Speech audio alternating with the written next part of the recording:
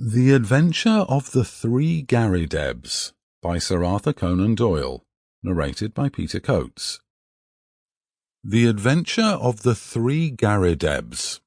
It may have been a comedy, or it may have been a tragedy. It cost one man his reason, it cost me a bloodletting, and it cost yet another man the penalties of the law. Yet there was certainly an element of comedy. Well, you shall judge for yourselves.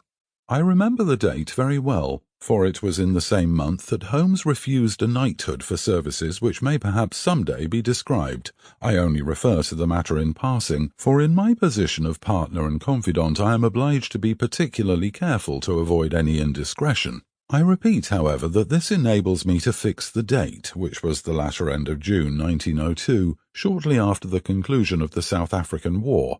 Holmes had spent several days in bed, as was his habit from time to time, but he emerged that morning with a long foolscap document in his hand and a twinkle of amusement in his austere grey eyes.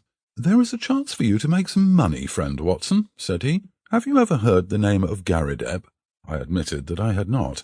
"Well, if you can lay your hand upon a Garrideb, there's money in it." "Why?"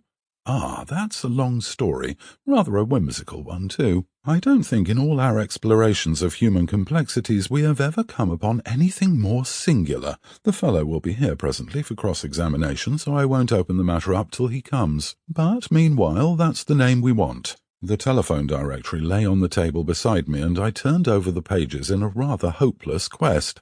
But to my amazement there was this strange name in its due place. I gave a cry of triumph. "Here you are, Holmes, here it is." Holmes took the book from my hand. "Garrideb N," he read, 136 Little Ryder Street, W.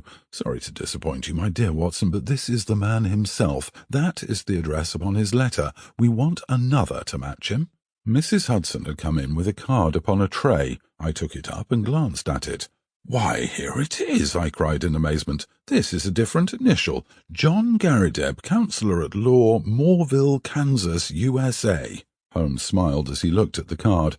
"I am afraid you must yet make another effort, Watson," said he. "This gentleman is also in the plot already, though I certainly did not expect to see him this morning. However, he is in a position to tell us a good deal which I want to know." A moment later he was in the room. Mr. John Garrideb, Counselor at Law, was a short, powerful man with the round, fresh, clean-shaven face characteristic of so many American men of affairs. The general effect was chubby and rather childlike, so that one received the impression of quite a young man with a broad-set smile upon his face. His eyes, however, were arresting. Seldom in any human head have I seen a pair which— Sample complete. Ready to continue?